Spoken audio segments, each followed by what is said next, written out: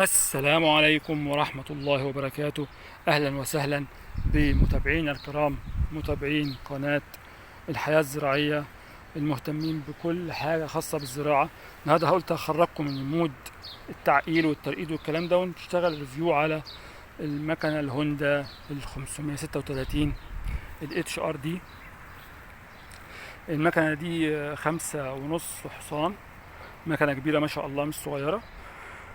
طبعا انت بتشتريها لما بتكون عايز عندك مكان كبير، ما تجيبش حاجه صغيره. المكنه دي فيها موتور مشي تريحك طبعا بدل ما تزق مانيوال زي زمان كنا نزق المانيوال. الماكينات اللي كنا بنشتغل بها زمان، التورو والبوش والحاجات دي كانت مانيوال، ما كانتش فيها المكن المشي، موتور مشي.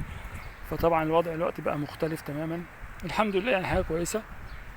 فالنهارده قلت اعمل لكم عليها ريفيو سريع كده، وتشوفوا المكنه بتشتغل ازاي، تغير الفلتر ازاي، تنظف الفلتر ازاي، الزيت تغيره، البوجيه ممكن تغيره ازاي،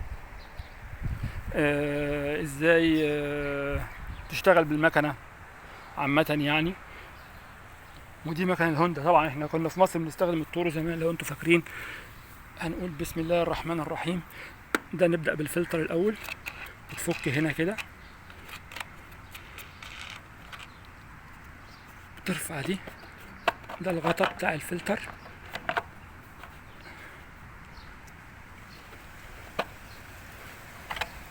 كده، تشيل دي. ده طبعا الفلتر مش نظيف، عايز يتنضف. احنا طبعا بالبلاور بيتنضف بالبلاور كده، بتمسك البلاور وتنضف كل ده الفوم ده. عليكم السلام. ده كده الفلتر بتغيره او بتنضفه. طبعا بعد فتره بيتغير، طبعا لازم يتغير بعد فتره. هو هتلاقيه عليه رقم، بتيجي الشركه بتاخد، يا اما بتاخد الفلتر القديم يا اما بتاخد الرقم بتاعه او بتاع المكنه، وبتروح للشركه بتجيب نفس الفلتر وبتركب. ده الفلتر تمام. ده فلتر المكنه. ترجع بعد كده تقفل.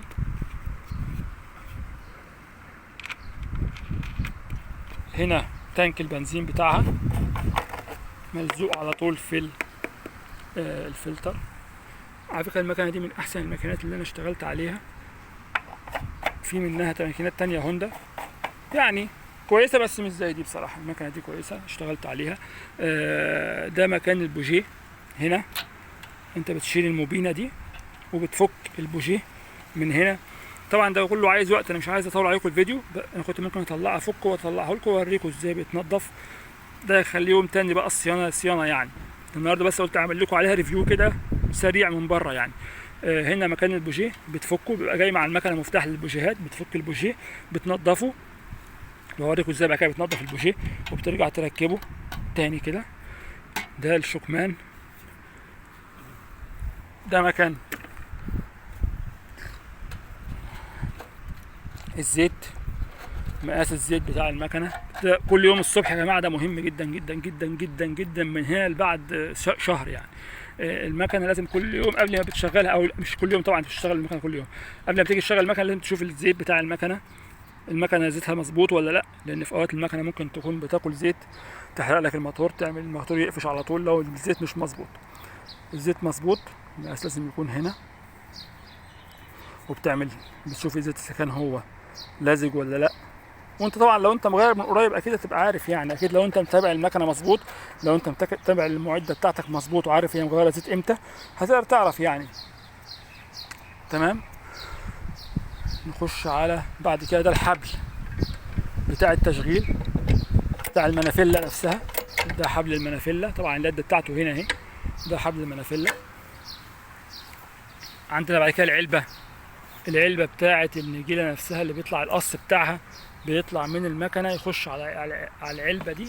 ويبقى العلبه دي احنا بنشيلها من هنا كده، وبنفضي النجيله. وبعد ما بنفضيها ونرجع نركب دي تاني. ليها مشقبيه طبعا هنا اهي. شايفين المسمار ده بيرجع يركب مكانه كده. تمام. وبنرجع نقفل. هنطلع فوق على المكنه.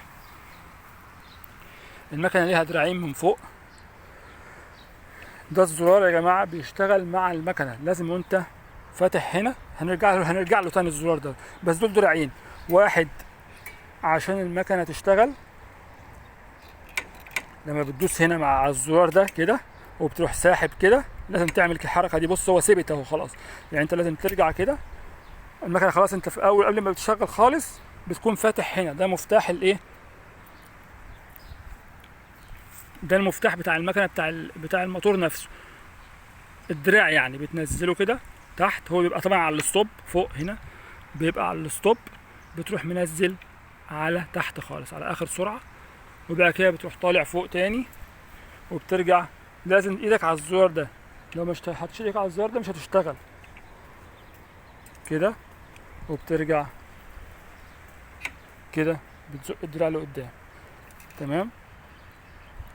بعد ما بتدور المكنه انت طبعا ممكن تدورها الاول من غير ده، يعني انت ممكن تدور اصلا من غير ما تحط ايدك على ده خالص. انت اول هتدور وبعد كده بترجع عشان تشغل المكنه، تخلي المكنه تشتغل على السريع، يعني تلحق تشبط سكينه القص مع الموتور نفسه. فبتدوس على الزرار ده وبترجع تعمل كده، فبترجع المكنه تشتغل. وده هيعمله عملي يعني ان شاء الله. ده دراع المشي، بتضمه بعد كده مع دي فالمكنه بتمشي. هوريكم ان شاء الله ده كله دلوقتي، بس الاول خلينا على الدراع او اشرح لكم على الدراع. زي ما قلنا ده الدراع بتاع التشغيل قدام، ده كده ستوب. لما بتيجي تبطل المكنه بتعمل ستوب من هنا، بتيجي تدور بتجيبه قدام. ده الدراع بتاع مكنه المشي او موتور المشي اللي راكب على المكنه. ده كده انت دايما خليك دايما في النص احسن، في النص دايما تبقى المكنه مرتاحه، الموتور مرتاح، ما تتعبكش انت هتجري وراه، لان انت لو انت نزلت على الاخر كده انت هتجري وراها مش هتلحق تجري، هتتعبك يعني. فدايما خليك في المنتصف احسن، خير الامور الوسط. وانت بتحسها بقى بايدك، انت بتظبطها على مشيتك انت، يعني ما تخليش المكنه هي اللي تجريك، انت دايما انت اللي تتحكم في المكنه، تخليها تحت فوق بقى زي ما انت عايز. دي حاجه بتاعتك انت. يعني ده موتور المشي خلاص كده على الاخر كده ما بيمشيش خالص، لازم تنزل شويه كده تبقى مثلا نازل خلاص. قلنا ده مفتاح التشغيل وده مفتاح السرعات بتاعه موتور المشي. خلاص اوكي. نرجع بقى نروح لفوق تاني. خلاص احنا كده ايه، احنا كده المسمار اهو، المفتاح اهو سوري على التشغيل. هنيجي على المنافله من غير ما نمسك هنا خالص اهو، احنا مش ماسكين هنا اي حاجه خالص في الدراعات دي خلاص اهي، مش ماسكين فيها حاجه خالص. هنيجي على المنافله ونقول بسم الله. ظهرت المكنه اهي. على فكره ده شايفين لازم تدوس هنا عشان المكنه تلحم، والزرار ده كده اهو. عايز تمشي بقى تدوس على ده كده علشان المكنه تقدر تمشي اهي.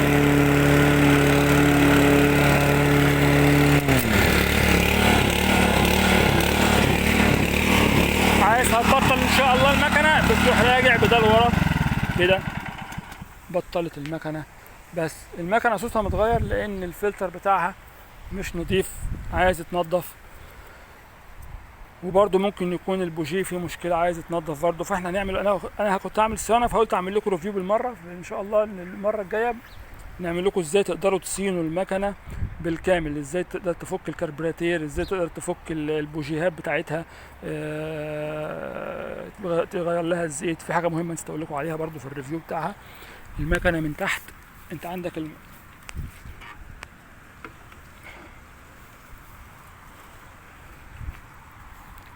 ده منظر السكينه من تحت بتاعه المكنه بتاعه الحله دي، بيسموها الحله بتاعه المكنه. وده السلاح بتاعها اللي بيقص. برضو ان شاء الله في ريفيو تاني هقول لك ازاي تقدر تفك ده. انت بتفك المسمارين دول، شايفين المسمارين دول؟ ادي واحد وادي واحد. بتفك المسمارين دول وبتشيل السلاح اللي هو ده، تمام.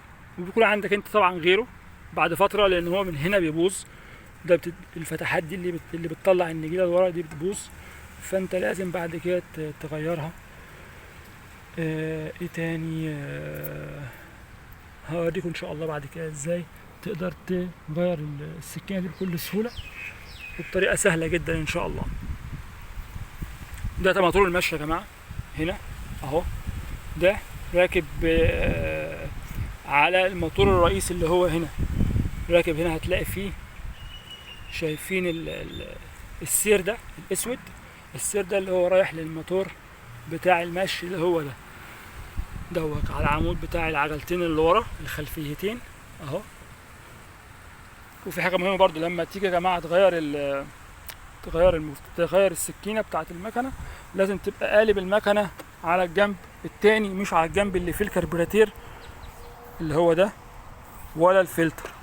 خلاص، ما بتقلبش من على الجنب الشمال، بتقلب من على الجنب اليميني. ده الجنب اليمين اللي من ناحيته الكربوراتير اهو والفلتر والبنزين.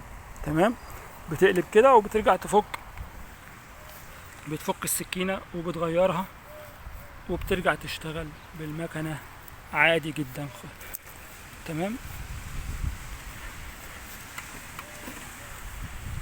نقول يا رب تكونوا استفدتوا من الفيديو. ما تنساش تعمل شير، سبسكرايب، فعل زر الجرس واعجاب عشان يوصلك كل جديد، لان انا عندي ان شاء الله حاجات تانية اعمل لكم عليها ريفيوهات. برضو عندنا مكان كتير هنعمل عليه ريفيوهات ان شاء الله يعجبكم. عايز اوريكم انواع المكن ان شاء الله، تقدروا بعد كده. شايفين دول مكنتين،